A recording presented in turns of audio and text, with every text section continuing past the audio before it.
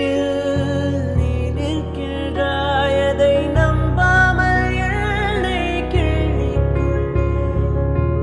தோட்டத்தில் நீ நிற்கின்றாய், உனை பூவென்று எண்ணி கொய்யச் புகழ் பூமாலைகள் தேன் சோலைகள் நான் கண்டேனே, உன் பின் வந்தேன். பெரும் காசோலைகள் பொன் மாலைகள் வேண்டாமே நீ வேண்டும் என்றேன்.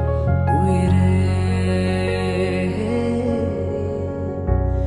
உயிரே